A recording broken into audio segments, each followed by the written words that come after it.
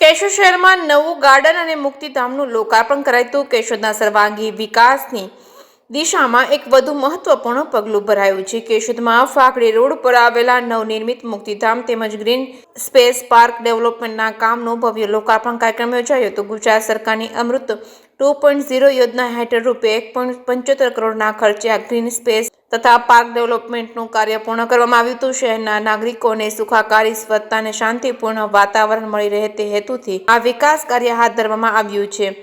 લોકાર્પણ કાર્યક્રમમાં કેશોદના ધારાસભ્ય દેવાભાઈ માલમ, કેશોદ નગરપાલિકાના પ્રમુખ મેહુલભાઈ ગોંડલિયા વિશેષ ઉપસ્થિત રહ્યા હતા. ઉપરાંત નગરપાલિકાના સભ્યો, રાજકીય આગેવાનો, અધિકારીઓ તેમજ મોટી સંખ્યામાં શહેરના નાગરિકો અને ગ્રામજનોની ઉપસ્થિતિ રહી હતી. કાર્યક્રમ દરમિયાન મહેમાનોએ પોતાના સંબોધનમાં જણાવ્યું હતું કે સરકાર દ્વારા અમૃત 2.0 યોજના અંતર્ગત શહેરમાં ગ્રીન સ્પેસ પાર્ક અને આધુનિક સુવિધાઓ વિકસાવવામાં આવી રહી છે, જેનાથી નાગરિકોના જીવનસ્તર ઉન્નત બને અને નવું મુક્તિધામ પણ આધુનિક સુવિધાઓ સાથે તૈયાર કરવામાં આવ્યું હોવાથી શહેર માટે મહત્વપૂર્ણ સંપત્તિ બનશે. લોકાર્પણ પ્રસંગે ઉપસ્થિત આગેવાનો, નગરજનો દ્વારા સરકાર તથા નગરપાલિકાના વિકાસ કાર્યને બિરદાવવામાં આવ્યો હતો.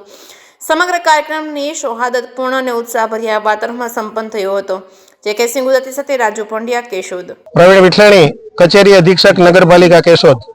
આજરોજ પૂર્વ તરફના વિસ્તારની અંદર એક હિન્દુ સ્મશાન, મુક્તિધામ અને સાથે સાથે ગાર્ડન એમનું લોકાર્પણ આપણા વિસ્તારના માનનીય ધારાસભ્ય શ્રી દેવાભાઈ માલમ સાહેબ, અમારી માતૃ સંસ્થા કેશોદ નગરપાલિકા એમના પ્રમુખ શ્રી મેહુલભાઈ ગોંડલિયા, સંગઠનના સર્વે હોદ્દેદારો, અમારી કેશોદ નગરપાલિકાના સાથી સદસ્યશ્રીઓ, કેશોદ નગરપાલિકા કર્મચારીગણ તેમજ પૂર્વ તરફ વસતા લોકો એમની હાજરીમાં આજરોજ સંપન્ન કરવામાં આવ્યું.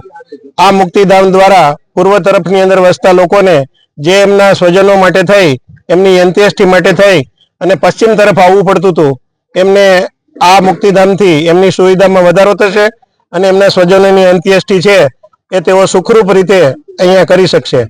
સાથે સાથે ગોપી ગૌ સેવા ગ્રુપ તરફથી એક સરસ મજાનું કુલર અને ફ્રીજ છે એ પણ આ મુક્તિધામને અર્પણ કરવામાં આવ્યું.